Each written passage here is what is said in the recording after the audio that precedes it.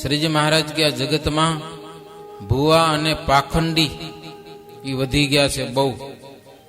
એનું કઈ હાલતું નથી. હાલતું તો વરસાદ વરસાવીને લે. નાટક તો ઘણી જાતના કરે છે, આમ કરીને તેમ કરીને, યંત્ર મંત્ર કરે ને, ઉ કરે ને, તી કરે ને. જો એનું કઈક હાલતું હોય તો મહારાજ કે વરસાદ વરસાવી લે. કમસે કમ પોતાના ગામ પૂરતો તો વરસાવી લે. પણ કોઈ વરસાદ વરસાવી દીધો નહીં તો દુષ્કાળ પડે તો કેટલા ભૂવા પાસે પોગી જાય ને, ડાકલા વાગે ને, ધૂણે બધા ને, અને વરસાદ વરસે. કોઈ વરસાદ વરસાવ્યો ક્યાંય? તમને લાગે ખોટામાં પડ્યા નથી લાગતું? તમે એ બધા નાટક છે, બીજું કઈ નથી. ભૂવા ધૂણે ને માતાજીનો અવતાર આવ્યો ને ફાયદો શું કરે છે તો કયો? ભલે હું તો કહું માતાજી આવતા હું તો ભલે આવે, આપણે ના નથી પાડતા, પણ ક્યાંય વરસાદ વરસાવી દીધો એ તો કઈ બનતું નથી. મહારાજ કે એવા પાખંડી લોકો પડ્યા છે આ પૃથ્વી ઉપર, એટલે ઇન્દ્ર નારાજ થયો છે, વરસાદ નહીં વરસાવે. એમ વાત કરીને શ્રીજી મહારાજ રૂડાભાઈના ખેતરની અંદર ઘોડી દોડાવી, આખા ખેતરમાં ઘોડી દોડાવી. પછી પ્રભુ ગુંદિયાલા ગામ આવ્યા છે. પચાણ કરીને એક સુરવીર ચારણ ભક્ત હતા, એને ઘેર મહારાજ રાત રોકાણા છે અને થાળ જમ્યા છે. મધ્યરાત્રે એક રૂડા ભગતના ખેતરમાં વરસાદ વરસ્યો, એક જ ખેતરમાં, અને રૂડા ભગતના જ ખેતરમાં. હેલો, એને ઉગારી લેવો છે એમ. ભગવાન જેના ઉપર દયા કરે એને ઉગારી લેવો, ગમે તેમ કરુણા કરે. બાકી દેશમાં બીજે ક્યાંય પણ વરસાદ વરસ્યો નહીં. પછી ભગવાન શ્રીહરિ ત્યાંથી નાગડકા પધાર્યા છે, સુરા ખાચરને ઘેર રહ્યા છે. અષાઢ ઉતરતા સુધી પ્રભુ ત્યાં રહ્યા. પછી બોટાદ આવ્યા, હમીર ખાચરની ઘેર આખો શ્રાવણ મહિનો રહ્યા. જરાય વરસાદ નહીં હો. નાના પ્રમાણમાં જન્માષ્ટમીનો ઉત્સવ કર્યો. 2 મહિનાના કેસ વધાર્યા હતા મહારાજો, 2 મહિનાના માથાના વાળ વધાર્યા. હમીર ખાચર બહુ વિનંતી કરીને મહારાજને વાળ ઉતરાવ્યા, ફરીથી રાખ્યા. પછી મહારાજ ત્યાંથી ગઢપુર આવ્યા છે.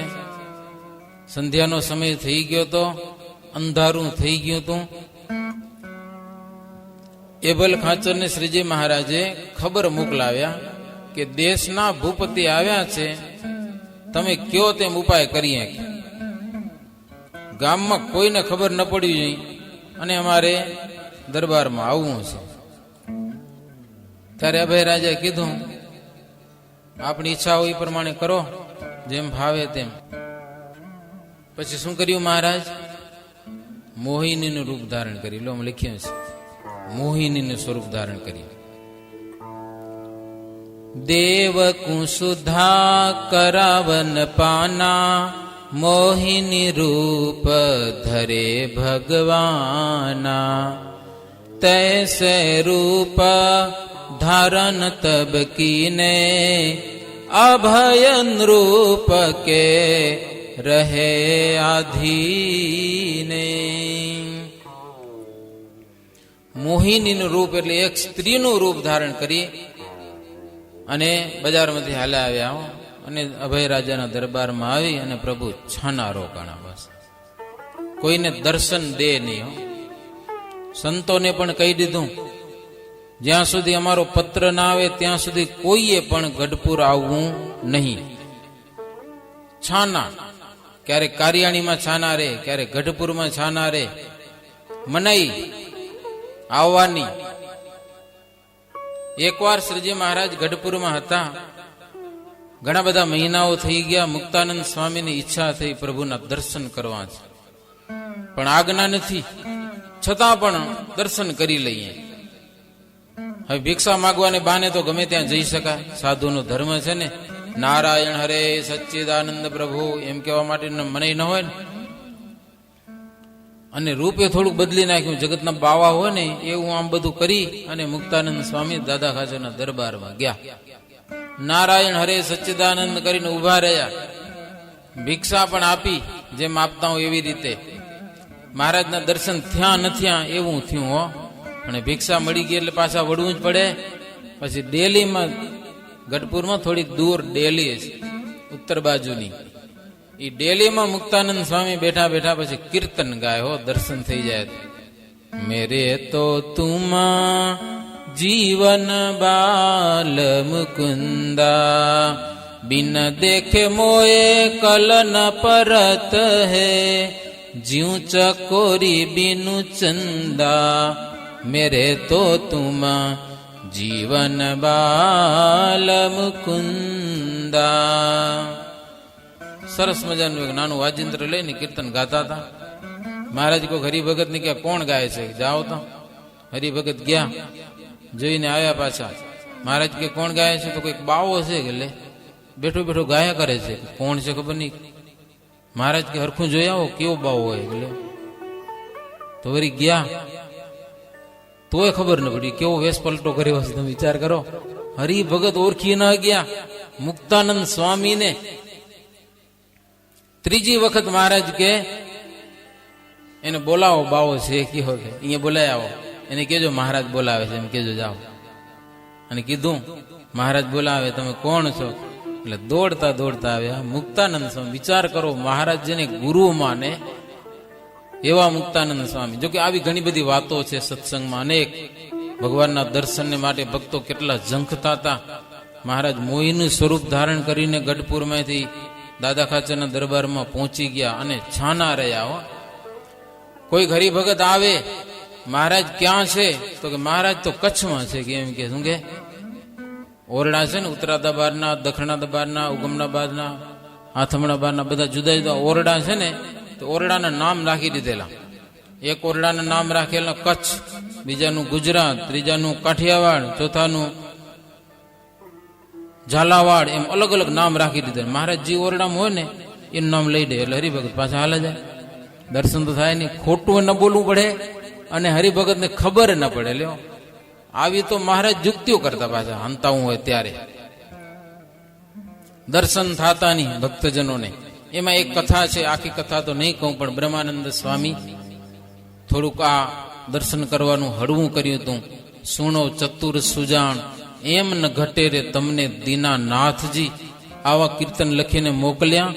ત્યારે શ્રીજી મહારાજ છતાં થયા અને વળી ભક્તોને દર્શન દેતા.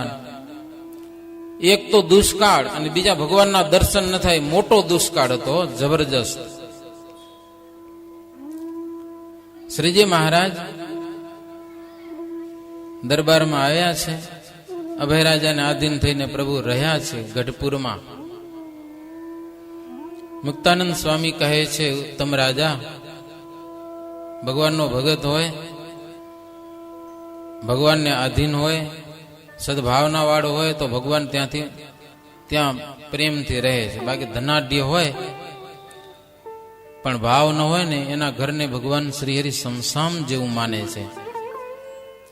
અને ભગવાન ભજવામાં મોટપ આડી આવે ને તો એ મોટપ શું કામની. કે ભગવાન ભજવામાં જો પૈસા આડા આવે તો એ પૈસા શું કામના. હરિ ભજવામાં જો આડું આવે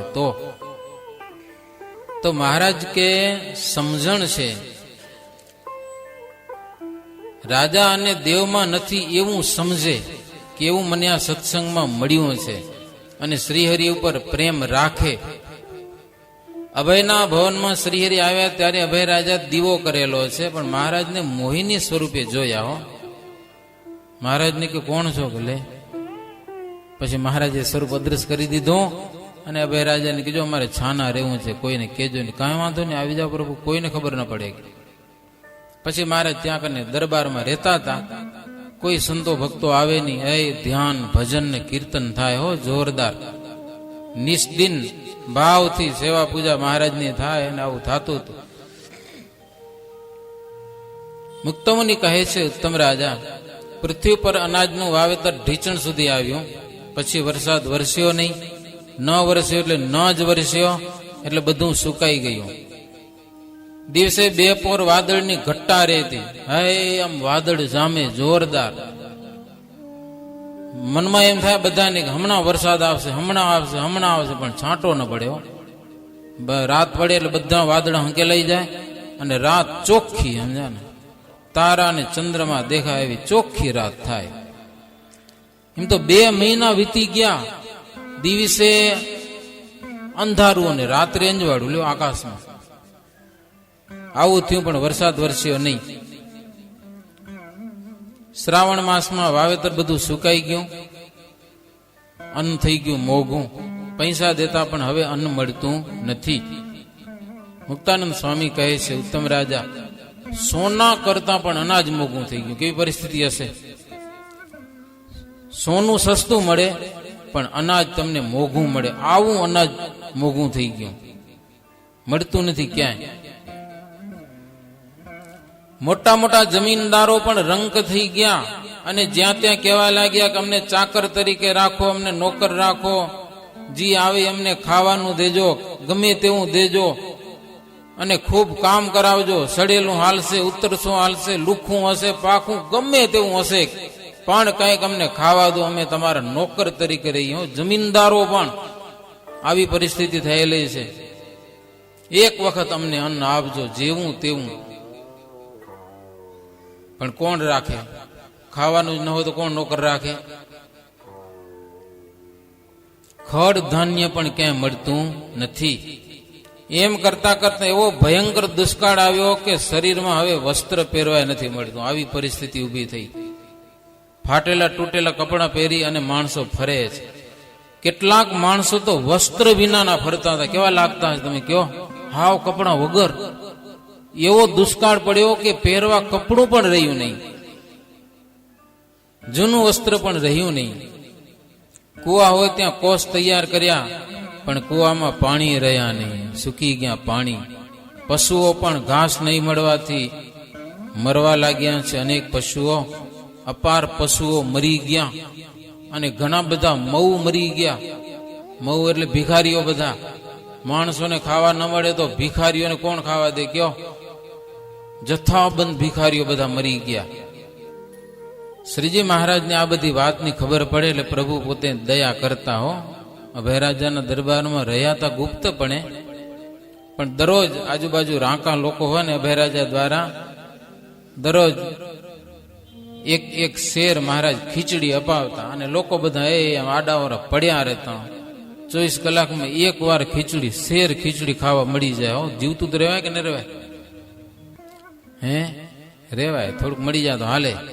એક શેર ખીચડી ખાવા મળતી એટલે રંક બહુ રાજી રહેતા હો. અભય રાજાને મા બાપ માનતા હો કે અમારું તમે રક્ષણ કર્યું છે. જીવા ખાચરના દરબારમાં ઘણા બધા માણસો પડ્યા જ હોય ત્યાં, અને જીવો ખાચર પાછા દયાળુ બહુ.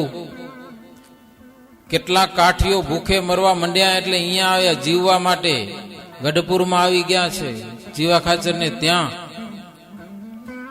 ઘણા બધા માણસો આવ્યા, અનાજ ખૂટી ગયું જીવા ખાચરને ત્યાં. અને એનો પાછો મોભો જાળવાનું બહુ જીવા ખાચરને. અનાજ ખૂટી ગયું, હવે આ માણસોને દેવું શું? મરવા ત્યાર આના કરતા આપઘાત કરીને મરી જાઉં કે લાજ જશે. એની દીકરી હતી અમૂલા, એને ખબર પડી કે મારો બાપ મરશે. દોડતી દોડતી મહારાજ પાસે આવી છે. એને ખબર હતી મહારાજ અહીંયા છે, અને દરબારમાં આવીને પોકાર કર્યો છે, મહારાજ મહારાજ મારો બાપ મરવા તૈયાર થયો છે. એટલે મહારાજ કે તારા બાપને મારી પાસે મોકલ. જીવા ખાચરને બોલાવ્યા. મહારાજ કીધું, જીવા ખાચર, જેટલું જોઈએ ને એટલું અનાજ અમે તમને આપશું, તમે માણસોને દેતા રહેજો, જે રીતે દો છો એવી રીતે. 2 ગાડા ભરાવીને મહારાજ એની પાસે અનાજ મોકલાવી દીધું, અને જેટલા માણસો આવે ને એને દેતા મહારાજ. અને કેટલાક સંતો હતા, નિષ્કુળાનંદ સ્વામી ને પરમહંસાનંદ સ્વામી. મહારાજ કે તમે ત્યાં રહેજો, લોકો આવે એની આગળ કથા વાર્તા કરજો, અને ગામમાં ભિક્ષા માગવા જાજો, મળે તો ભલે, નહીં તો જીવો ખાચર તમને ભોજન દેશે. કારિયાણીના વસ્તા ખાચરને બોલાવીને મહારાજે કીધું, અને એ પ્રમાણે એને કર્યું. એટલે એ પણ કાળ ઉતરી ગયા. અલિયા ખાચરને પણ મહારાજે કીધું, પણ એ માની બહુ. આપણે પેલા વાત કરી હતી, પણ એ મહારાજની વાત માન્યા નહીં, એટલે બિચારા દુઃખી થયા. પછી બહુ દુઃખી થયા. મહારાજનું માની શક્યા નહીં અને પ્રભુને પ્રસન્ન કરી શક્યા નહીં. જોકે અલૈયા ખાચર બહુ બુદ્ધિશાળી હતા, અર્જુનના જેવી ઉપમા આપી શકાય એવા હતા, પણ માન અધિક હતું. માની માણસ કોઈ સુખી થતા નથી. રાધાજી કેવા છે? રાધાજી ભગવાન કૃષ્ણની પાસે ઉભા હોય ને પણ ધામમાં એની એકવાર માન આવી ગયો રાધાજીને, લ્યો તો કેટલા દુખી ત્યાં ખબર હે? રાધાજી ભગવાનના પટરાણી, રાધા ભગવાનની પટરાણી અને બીજી વિરજા ભગવાનની પટરાણી, ગોલોક ધામની વાત છે. એટલે વિરજા ભગવાનને વિનંતી કરે કે મારે મહેલે આવો આવો, પણ રાધાજી કૃષ્ણને એવા સેવા કરીને એવા રાજી કરી લીધા હતા કે મારી રજા વિના તમારે ક્યાંય જવું જ નહીં. કે લ્યો તો ભગવાન ફસાઈ ગયા હતા રાધાજીના ઘરમાં. પણ એક વાર રાધાજી ક્યાંક બારી ગયા હશે ને ભગવાન ભાગી ગયા વિરજાના ઘરે. અને શ્રીદામાં પાર્ષદને ઉભો રાખ્યો ભગવાને, અંદર કોઈક આવે તો આવા ન દેજો. રાધાજી ઘરે આવ્યા ને તો ભગવાન મળે નહીં. એને ખબર જ હતી કે વિરજા કને જ ગયા હશે, બીજે ક્યાંય ન જાય કે હો. એટલે તરત રાધાજી વિરજા રાણીને મહેલ આવ્યા છે.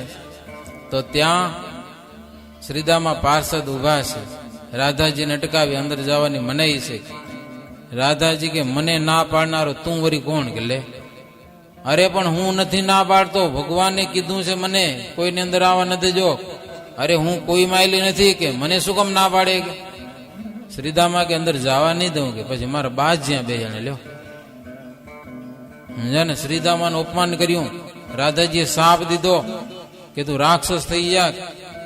એટલે શ્રીદામાએ રાધાજીને સાપ દીધો કે જાઓ તમને પણ ભગવાનનો વિયોગ થશે, ગુર્જરને ઘેર જન્મ લેશો. પછી ગુર્જર સુતારને ઘેર જન્મ લીધો અને 100 વર્ષ સુધી ભગવાન શ્રી કૃષ્ણનો વિયોગ સહન કરવો પડ્યો રાધાજીને. શું કામ? માન આવી ગયું હતું તો. એટલે માન વસ્તુ બહુ ખરાબ છે. જ્યારે જીવનમાં જો માન આવી જાય તો અમે એવું લખ્યું છે કે માન આવે ત્યારે દોષોનું આખું લશ્કર આવીને તમારામાં નિવાસ કરીને રહે છે. જાત જાતના દોષો ભરાય છે. જો માન આવ્યું તો બધી જાતના દોષો જીવનમાં આવીને ભરાય. પછી તમને મૂકે કયો? નિર્દોષ માણસમાં પણ દોષ દેખાય તમને જો માન આવી જાય તો. એટલે માન સારું નથી. માન ક્યારે પણ આવા દેવું નહીં. સરળ સ્વભાવ જેનો નથી એ દેહદર્શી હોય છે. પણ કાર્યાણીના વસતા ખાચર હતા ને સરળ સ્વભાવના હતા. દુષ્કાળમાં પણ શ્રીજી મહારાજે કહ્યું એ પ્રમાણે જ કર્યું અને મહારાજની પૂજા કરી. 1000 રૂપિયા શ્રીજી મહારાજને આગળ ભેટ કર્યા. એ 1000 રૂપિયા શ્રીજી મહારાજ જીવા ખાચરને આપી દીધા. હો, બીજા પૂજામાં આવેલા રૂપિયા હતા ને એ એને આપી દીધા. કરિયાણા ગામમાં ખાચર ભક્તો રહેતા હતા. એને પણ શ્રીજી મહારાજ અભય રાજાના કેટલાક રૂપિયા અપાવ્યા છે. એમ શ્રીજી મહારાજ ઘણી જગ્યાએ ભક્તજનોની સહાય કરી છે. દુષ્કાળમાં તો માણસને મરી જાય એવી પરિસ્થિતિ હતી, પણ સત્સંગ કરતા હતા. નિર્માની થઈને ગામો ગામ જઈને જાત જાતના ઉપાયો બતાવીને પણ શ્રીજી મહારાજ લગભગ બધાને જીવન આપેલું છે. અમુક જગ્યાએ એમ કીધું કે આ કોઠી છે ને ડાંગરવામાં જો રતનબાની ઘેર હવે તો અનાજ ખૂટવા આવ્યું છે ને દુષ્કાળ પડ્યો છે. મહારાજ કે હવે શું ખાશો? તો કે મહારાજ વેલા તેડવા આવજો કે લો ધામમાં હાલ જાય, બાકી તો જીવાય એવું છે નહીં આ લોકમાં. મહારાજ કેમ પગ ઘસીને મરવું એ હારું નહીં. તો પણ મહારાજ શું કરીએ હવે કે કાંઈ અનાજ તો છે નહીં. ઘર મોટું, ઘણા બધા સભ્યો, ઘરના વપરાશ પણ ઘણો બધો. મહારાજ કે થોડોક બાજરો છે તો થોડોક છે કે પણ ઘણા દી હાલ એવો નથી. મહારાજ કે કોઠીમાં ભરી દો અને ઉપરથી કોઠીને સાંધી દો, છાણ મારી મીઠીને છાણમાંથી કાઢજો કે હો. ભલે મહારાજની આજ્ઞા પાડી લ્યો. અને પછી જેટલું જોઈને નીચેથી કાઢે, માથેથી ખોલે નહીં. એમ કરતા કરતા બીજી કંઈક વસ્તુ ખપે ને બીજાને દેવો જોઈએ. મહારાજ કે વેચવાની છૂટી તમને. 25 મણની કોઠી હતી, 15 મણ ગોવિંદભાઈએ વેચી નાખી. 15 મણ એના ઘરના વેચી નાખી બાજરી.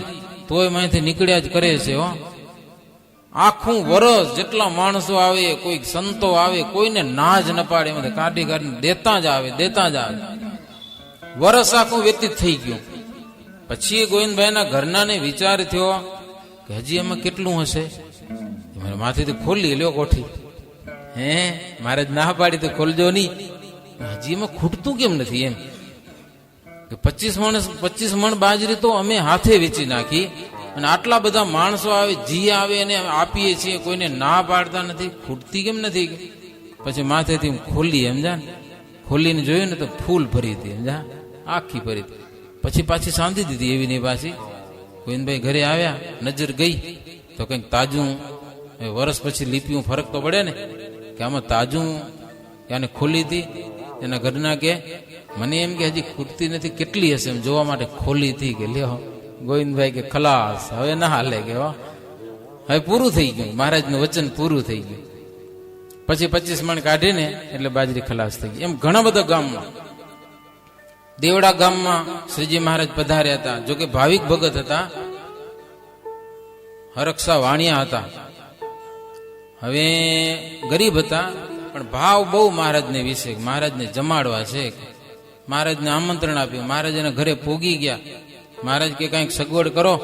પેલા મહારાજે એમ કીધું હતું કે તમે ગરીબ છો એટલે દાળ રોટલા જ બનાવજો, વધારે કઈ ખર્ચો કરજો નહીં, અમારે માટે દાળ રોટલા માત્ર બનાવજો.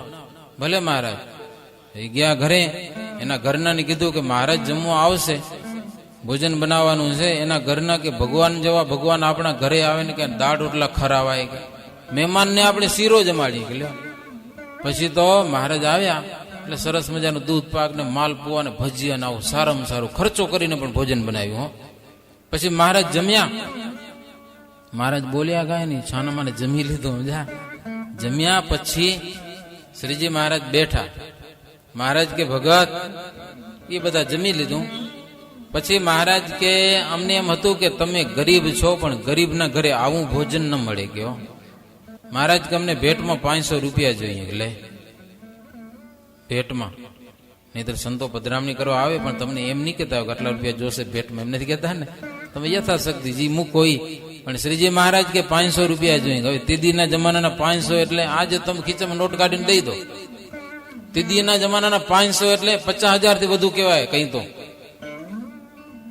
હરક્ષા વાણિયા મુજાણા, એની ઘરવાળીને એટલે હવે મારે હવે ક્યાં જવું? કે લ્યો રૂપિયા કાઢવા ક્યાંથી? હવે કે તારા કેવાથી સારું ભોજન બનાવ્યું કે મહારાજ માગે છે પૈસા, આવે 500 રૂપિયા લાવો. કે એની ઘરવાળી કે મુજાવાય નહીં. કે લ્યો જી હોય વેચી આવો ઘરમાં, પણ મહારાજને 500 રૂપિયા દેવો. કે લ્યો ભલે આપણું ઘર આખું વેચાઈ જાય તો વાંધો નહીં, ઘર વખરી જે કઈ હશે ને ઘરમાં, મરણ મૂડી હશે, કઈ કઈક દાગીનું હશે, બધું વેચી આવે. અને 500 રૂપિયા લઈ આવે અને મહારાજના ચરણે ઢગલો કર્યો, રૂપિયા હાચા. પછી મહારાજ કે હવે તમે અમારા ભેડા હાલો.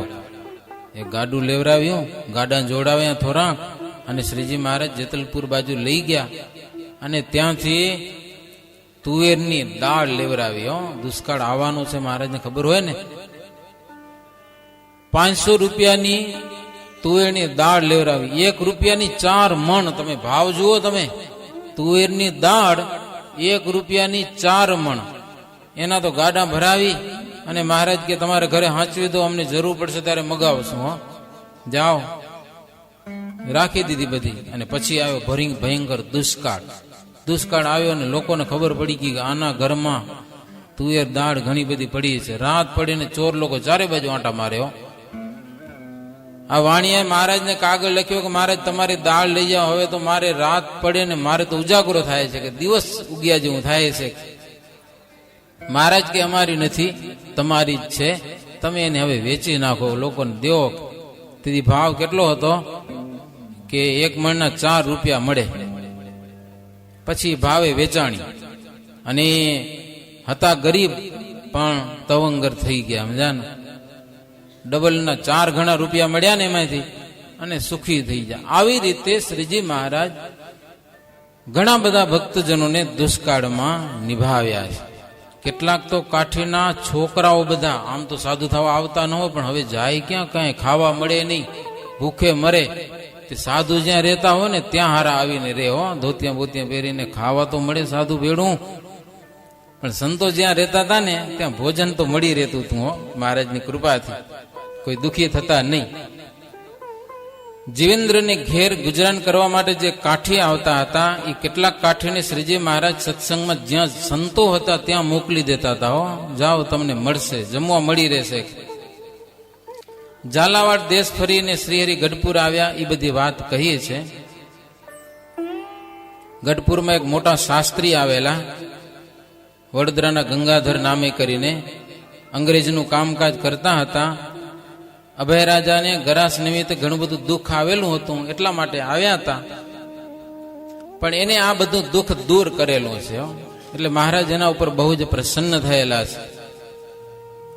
મોટા મોટાના કામ કરીને પણ કોઈ જાતની લાંચ લેતા નહીં અને નિષ્કપટ હરિની ભક્તિ કરતા. નિષ્કપટ ભક્તિ જોઈને ભગવાન બહુ પ્રસન્ન થાય. એક કપટી ન તરે રે મહારાજ શરણ આયે સબ હી તરે, પાંડવ પાંચે ન તરે કૌરવ સમાજ શરણ આયે સબ હી તરે, પાંડવ પાંચે દ્રૌપદી તરી ગયે ન તરે કૌરવ સમાજ શરણ આયે સબ હી તરે. કપટીનો ઉદ્ધાર થતો નથી. કપટી ન થવું, સત્સંગમાં નિષ્કપટી હંમેશા થવું. હો, નિષ્કપટી. થોડીક વાત રતાબસિયાની લખી છે ભક્તજનો. ગાંડો હતો પણ શ્રીજી મહારાજ એને ભાઈબંધ બનાવ્યો હતો. લ્યો, જમે ત્યારે એને જમાડતા. એ ઘણા દિવસ સુધી ગઢપુરમાં રહેતો હતો. ભગવાન છે આગલા જન્મમાં એ રાક્ષસ જોનીમાં મહારાજને વનમાં મળ્યો હતો.